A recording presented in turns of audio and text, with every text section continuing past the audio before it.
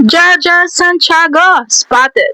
Isang larawan ang mabilis na kumalat sa social media at agad na pinag-usapan ng volleyball community. Si Jaja Santiago Minoa ay namataan sa isang tune-up game ng Creamline Cool Smashers, dahilan para muling umigay ang usapin tungkol sa kanyang posibleng pagbabalik sa PVL. Sa larawang kumakalat online, makikitang nakatayo si Jaja sa gilid ng court habang nakikipag-usap sa ilang players at staff. Bagamat walang opisyal na pahayag kung bakit siya naroon, sapat na ito upang magbigay ng pag-asa at excitement sa mga fans na matagal nang naghihintay sa kanyang pagbabalik sa lokal na volleyball. Matatandaan na ilang linggo na ring pinag-uusapan ang eligibility status ni Jaja.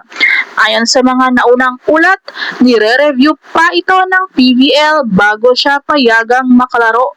Kaya naman, ang bawat kilos at bawat pagpapakita niya ay agad na nagiging malaking balita. Pero ang tanong ng marami, tutulong nga ba ang Creamline para makabalik si Jaja sa PVL? Sa ngayon, wala pang opisyal na kumpirmasyon tungkol dito. Gayunpaman, kitang-kita na bukas ang Creamline sa pagbibigay ng pagkakataon kay Jaja na makasama sa kanilang training environment habang hinihintay ang magiging reaksyon o desisyon sa kanyang eligibility.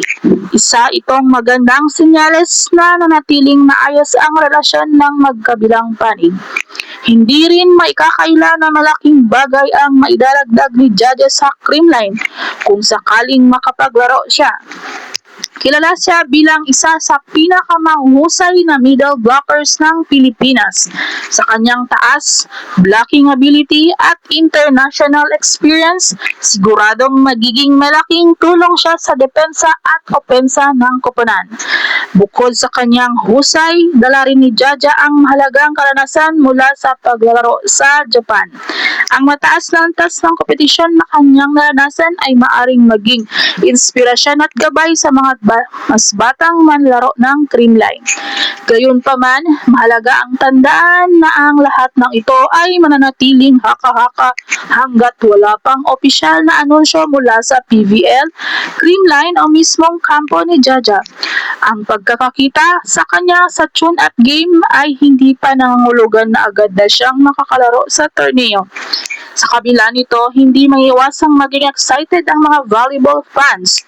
Marami ang naniniwalang kapag tuluyang nakabalik si Jaja, mas lalo pang lalakas ang kompetisyon sa PVL.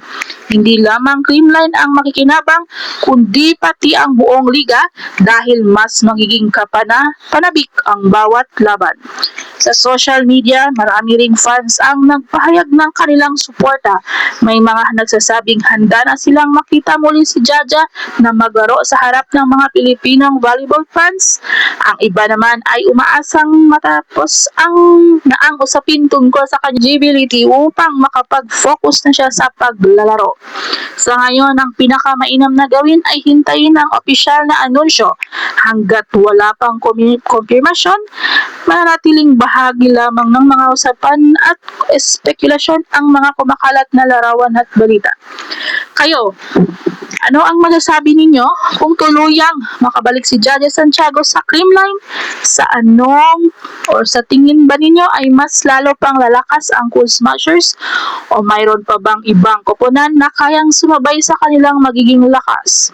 I-comment ang inyong opinion sa ibaba.